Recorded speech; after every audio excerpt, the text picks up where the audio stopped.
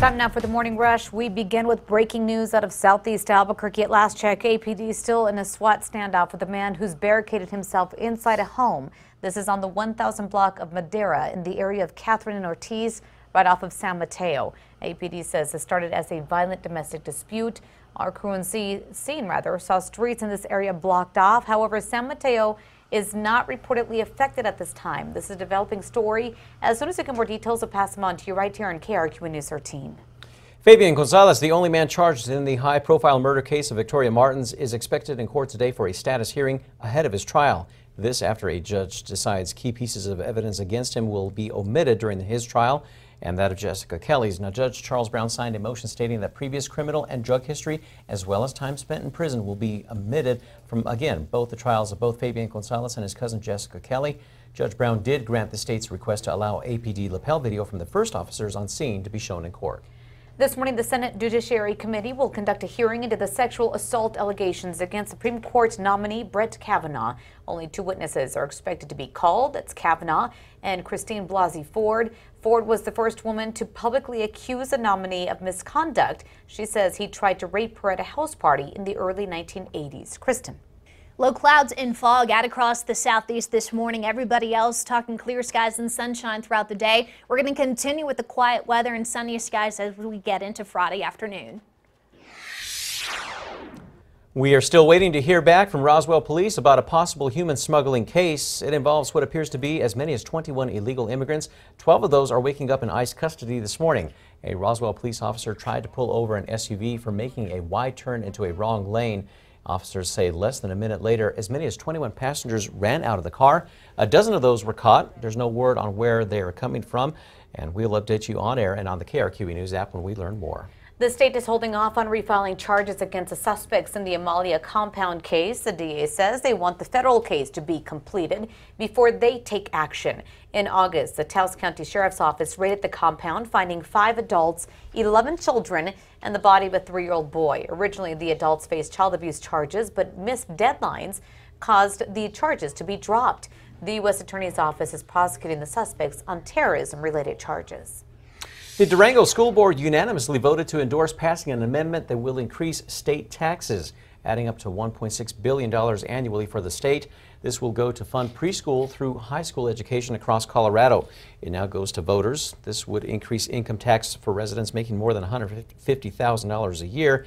They say it will lower homeowners and businesses' property tax rates for the school districts across the state. Durango School District officials estimate it would generate $8 million per year for the district. This morning, the city of Rio Rancho will likely start working on a big change for a popular street, a change that will help a grieving family with closure. Perla Casaus was in first grade when her family's car was hit by a drunk driver last Christmas in Arizona. The driver was charged with second-degree murder, but that charge has been dismissed, at least for now. So the family started searching for closure in another way. Perla's big brother asked if they could rename a street by her school. The change was approved by Planning and Zoning last night. A southeast Albuquerque neighborhood is continuing to push the city for several upgrades to its streets and sidewalks. Neighbors in the area of the Parkland Hills Ridgecrest area say their sidewalks are crumbling and too narrow for wheelchairs. Neighbors met with the mayor's office last night to ask for fixes. The mayor's office told neighbors that they would work to get the streetlights fixed, but a fix for sidewalks and roads could be a ways off. With Balloon Fiesta only 9 days away, the city's putting the final touches on their cleanup efforts happening this Saturday. Volunteers will be working on picking up trash around town and cleaning up areas like homeless camps underneath the Big Eye and off of main roads near Fiesta Park.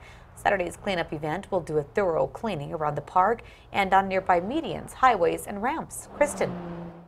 Metro Threat Index at a 1 for some chilly temperatures this morning. Albuquerque, that is, currently down to 56 degrees, but no problems weather-wise expected this afternoon. If you're wanting to get your hands on some Lobo basketball tickets, you might want to act quickly. The university says ticket sales are up and showing no signs of slowing down. In the past 2 years, season ticket sales dropped by more than 10%. But after the Lobo men's team released their schedule last week, the department says they've already sold more than 7,500 season tickets. That's up nearly 50 from this time last year. 17 of the team's 30 games will be played at the pit. Albuquerque first responders are about to start wearing something a little different. During the month of October, AFR will promote Breast Cancer Awareness Month by wearing pink shirts. They were designed by firefighter Josh Groves, who also designed pink department logo patches. AFR plans on eventually making the t-shirts available to the public. More jobs could be coming to the Bernalillo County Fire Department. This after FEMA just granted the department $1.5 million. The county will match up to $560,000 to help the department hire 10 more full-time employees. The money will be allocated over 5 years. Each year, FEMA provides safer grants to fire departments across the nation. Kristen. Time now for a check on traffic. As mentioned earlier, we still have that police situation that has a few roads blocked near San Mateo and Catherine. Your alternate route there would be either San Pedro or Carlisle. Looking outside of the Big Eye, everything looks good at the moment. Of course, we're going to keep very close eyes on that throughout the morning for you. Ahead of National Coffee Day this Saturday, Wallet Hub is out with a list of the best coffee cities in America. Topping the list this year is the city that never sleeps, New York. That was followed by Seattle, the home of the Java giant Starbucks. Now, San Francisco rounded out the top 3, and it's making us thirsty for coffee this morning. National Coffee Day, huh? Yeah. A day that I don't get to celebrate with you guys. Wait, this is the perfect time to introduce you to it. You think so? Yeah. Maybe. Good morning. Temperatures this morning on the chilly side, 30s and 40s up to the north, even 20s in Alamosa. You'll find 50s out across southern New Mexico. Right now, Albuquerque at 56 degrees, warming to the low 70s by noon. 83 is a forecast high, dry, sunny, and warm. Now, if you are going to be traveling, we do have some major delays coming out of the Bay Area, but Sunport looking good as well as most of our major airports out there. So what can we expect when it comes to the setup? High pressure in control, so sunny skies, light winds, nothing in the way of storms or showers even through this weekend. We're going to be looking at nice outside weather as the temperatures remain warmer than average and the sunshine sticks to New Mexico.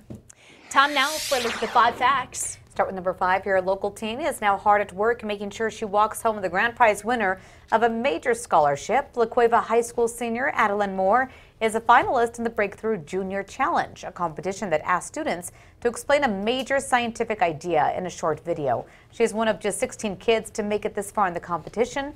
The winner will be announced in November. We wish her good luck this morning. At number 4, a southeast Albuquerque neighborhood is continuing to push the city for several upgrades to its streets and sidewalks. Neighbors in the Parkland Hills Ridgecrest area say their sidewalks are crumbling and too narrow for wheelchairs. Now, they met with the mayor's office last night to ask for fixes. The mayor's office told them they'd work to get the streetlights fixed, but a fix for sidewalks and roads could be a ways off.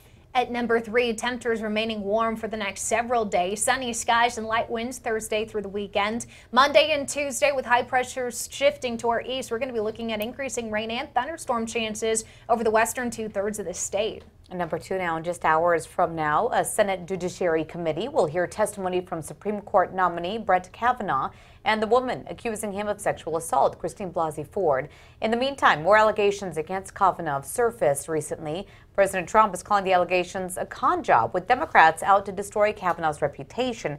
However, he did add that he could pull the nomination altogether if he believes the allegations to be true. And at number 1, Fabian Gonzales, the only man charged in the high-profile murder case of Victoria Martins, is expected in court today for a status hearing ahead of his trial. Judge Charles Brown signed a motion stating that previous criminal and drug history, as well as time spent in prison, will all be omitted from both the trials of Fabian Gonzales and his cousin Jessica Kelly. However, Judge Brown did grant the state's request to allow APD lapel video from the first officers on the scene that day to be shown during the trial.